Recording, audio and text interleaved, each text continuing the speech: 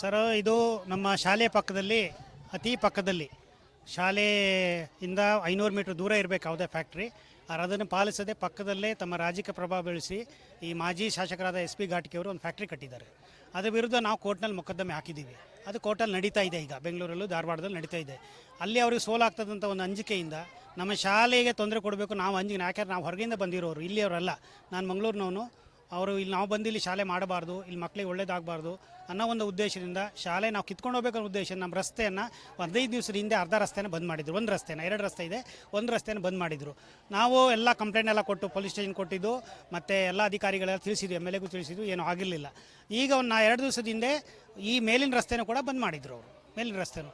ಆವಾಗಲೂ ಕೂಡ ನಾವು ಕಂಪ್ಲೇಂಟ್ ಕೊಟ್ಟು ನಾವು ಕೇಳಕ್ಕೆ ಹೋದಾಗ ನಮಗೆ ಮತ್ತು ನಮ್ಮ ಕಾರ್ಯದರ್ಶಿ ಮೇಡಮ್ನವರಿಗೆ ಬಡ್ದಿದ್ದಾರೆ. ಸಿಕ್ಕಾಪಟ್ಟು 4-5 ಜನ ಸೇರಿ ಬಡಿದ್ರು, ಭಾಳ ಆಯಿತು. ಅದು ಮೇಡಮ್ ಸೀರಿಯಸ್ ಆಗಿ ಹುಬ್ಳಿ ಕಿಮ್ಸಲ್ಲಿದ್ದಾರೆ, ಈಗ ಅಲ್ಲಿದ್ದಾರೆ. ಈಗ ನಿನ್ನೆ ನಾನು ಆಸ್ಪತ್ರೆಗೆ ಹೋಗಿದ್ದೆ. ಆಸ್ಪತ್ರೆಗೆ ಹೋಗಿ ಬಂದ ಮೇಲೆ ರಾತ್ರಿ ಆ ಕಬ್ಬಿನ ಗದ್ದೆಯಲ್ಲಿ ಒಂದು ಸ್ವಲ್ಪ ಬೈಕ್ ಹೋಗೋ ಅಷ್ಟೊಂದು ಜಾಗ ಮಾಡ್ಕೊಂಡು ಮಕ್ಕಳು ಬರ್ತಾಯಿದ್ರು. ಈಗ ಅದನ್ನು ಕೂಡ ಕಂಪ್ಲೀಟ್ ಮುಳ್ಳುಗಳನ್ನು ಹಾಕಿ ಬಂದ್ ಮಾಡಿದರು. ಸ್ಕೂಲ್ 2011ರಿಂದ ನಾವು ಶುರು ಮಾಡಿದ್ದೀವಿ. 11ಕ್ಕೆ 1ನೇ ಕ್ಲಾಸ್ ಇಲ್ಲಿ ಶುರು ಮಾಡಿದ್ದೀವಿ. ಫ್ಯಾಕ್ಟ್ರಿ ಈಗ 20ನೇ ತಾರೀಕು, ಈ ತಿಂಗಳು 20ನೇ ತಾರೀಕು ಅವ್ರಿಗೆ ಚಾಲು ಮಾಡಲಿಕ್ಕೆ ಪರ್ಮಿಷನ್ ಕೊಟ್ಟಾರೆ. ಇವಾಗ ಕಟ್ಟಿದ್ದಾರೆ, 3-4 ವರ್ಷದಿಂದ ಕಟ್ಟಿದ್ದಾರೆ. ಕಟ್ಟಿ ಪರ್ಮಿಷನ್ ಇಲ್ಲದಲೇ ಕಳೆದ ವರ್ಷ ನಡೆಸಿದ್ರು ಅವರು 4 ತಿಂಗಳು. ನಾವು ಆವಾಗ ನಮ್ಗೆ ಗೊತ್ತಾಯಿತು ಫ್ಯಾಕ್ಟ್ರಿ ಇದು ಹಿಂಗಿದಂತ. ನಮ್ಗೆ ಅದ್ರ ಬಗ್ಗೆ ಗೊತ್ತಿತ್ತಿಲ್ಲ.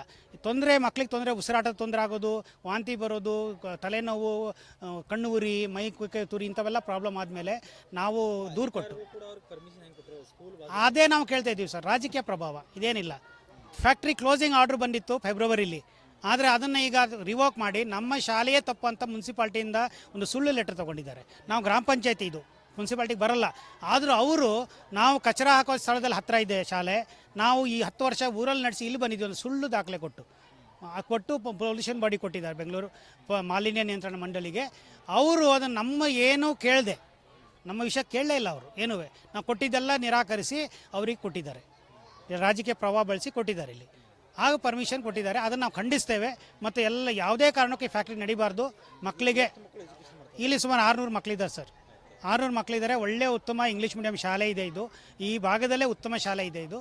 ಈ ಮಕ್ಕಳು ಈಗ ನೋಡಿ, ನಮ್ಮದು ಸುಮಾರು 4 ಬ್ಯಾಚ್ ಹೋಗಿದ್ದಾವೆ. ಅದರ 2 ಬ್ಯಾಚ್ ಮಕ್ಕಳು ಈಗ PUC ಮುಗಿಸಿ 22 ಜನ ಇಂಜಿನಿಯರ್ಗಳಾಗ್ತಾಯಿದ್ದಾರೆ, 14 ಜನ ಡಾಕ್ಟರ್ಗಳಾಗ್ತಾಯಿದ್ದಾರೆ. ಅವ್ರದ್ದು ಶಾಲೆ ಇದೆ, ಲೌಡೇಲ್ ಶಾಲೆ ಅಂತ ಇದೆ. ಆ ಶಾಲೆಗೆ ಈ ಮಕ್ಕಳು ಹೋಗಬೇಕು, ಈ ಶಾಲೆ ಕ್ಲೋಸ್ ಆಗಬೇಕು ಅನ್ನೋ ಉದ್ದೇಶ ಇದು. ಈಗ ನಮಗೆ ಹೆದರಿಕೆ ಬೆದರಿಕೆ ಹಾಕಿ ಹೊಡಿಬಡಿ ಮಾಡಿ ನಾವು ಇಲ್ಲಿಂದ ಅಂಜಿ ಓಡೋದ್ರೆ ಅವರಿಗೆ ಅನುಕೂಲ ಆಗ್ತದೆ ಅನ್ನೋ ಉದ್ದೇಶ. ನಾನು ಫಾದರ್ ಮಾರ್ಟಿನ್ ಡಿಸಿಲ್ವಾ ಅಂತ, ಶಾಲೆ ಚೇರ್ಮನ್ ಇದ್ದೀನಿ ನಾನು.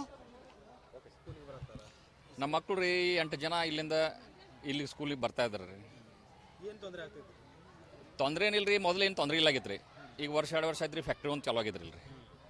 ಅದು ಫ್ಯಾಕ್ಟ್ರಿ ಇದು ಬೆಲ್ಲ ಏನೋ ಮಾಡ್ತಾರದ್ರಿ, ಕಬ್ಬಿಂದ ಶುಗರ್ ಫ್ಯಾಕ್ಟ್ರಿ. ಸ್ಕೂಲ್ ಬಾಜುಕ ಇದ್ದಾರೆ. ಸ್ಕೂಲ್ ಬಾಜುಕ ಇರ್ಬೇಕಂದ್ರೆ 4 ಫೂಟ್ ಬಿಟ್ಟು ಸ್ಕೂಲ್ ಐತ್ರಿ. 4 ಫೀಟ್ ತನ್ನ ಪಕ್ಕದಲ್ಲೇ ಸ್ಕೂಲ್ ಫ್ಯಾಕ್ಟ್ರಿ ಕಟ್ಟಿದಾರೆ ರೀ. ಈಗ ನೋಡ್ರಿ, ಶುಗರ್ ಫ್ಯಾಕ್ಟ್ರಿ ಅಂತಂದ್ರೆ ಬೂದಿ ಬರುತ್ತೆ ರೀ, ಮತ್ತು ಅದರಿಂದ ಕೆಮಿಕಲ್ಸ್ ರೀ, ಮತ್ತು ಸೌಂಡ್ ಪೊಲ್ಯೂಷನ್ ಅಂದರೆ ಹೈಯೆಸ್ಟ್ ಸೌಂಡ್ ಪೊಲ್ಯೂಷನ್ ಬರುತ್ತೆ ರೀ ಇಲ್ಲಿ. ಮತ್ತು ಈಗ ಡಸ್ಟ್ ಅಂದರೆ ನೀವು ಹುಗಿ ಬರೋದಲ್ಲ ರೀ, ಅದ್ರ ಬೂದಿ ಹೇಳ್ತದೆ ರೀ. ಯಾಕಂದ್ರೆ ಕಬ್ಬ ಸುಟ್ಟು ಇದನ್ನ ಬಗ್ಯಾಸ್ ಮಾಡ್ತಾರಲ್ಲ ರೀ, ಅದೆಲ್ಲ ಬಂದು ಇಲ್ಲಿ ನಮಗೆ ನಿಲ್ಲಕ್ಕಾಗ್ತಾ ಇದಲ್ಲ ರೀ. ನಾವು ಸ್ಕೂಲ್ ಪಕ್ಕದಲ್ಲೇ ಇದ್ದೇವೆ ರೀ. ಮಕ್ಕಳ ಏನು ಪರಿಣಾಮ ಆರೋಗ್ಯದ ಬಗ್ಗೆ ಏನನ್ನ ನಮ್ಗೆ ಹೇಳ್ಬೇಕಂದ್ರೆ, ಈಗ ನೋಡ್ರಿ, ಅವ್ರಿಗೆ ಪ್ರತಿ ಒಂದು 8 ದಿವಸ ಆಯ್ತಂದ್ರೆ ನಾವು ಹಾಸ್ಪಿಟ್ಲಿಗೆ ಹೋಗೋದಾಗತ್ತೆ ರೀ. ಈಗ 2 ಇಯರ್ಸ್ ನಾವು ಫ್ಯಾಕ್ಟ್ರಿ ಯಾವಾಗ ಚಾಲು ನೋಡ್ತೀವಿ ರೀ. ಅದೇ ರೀತಿ ನಾವು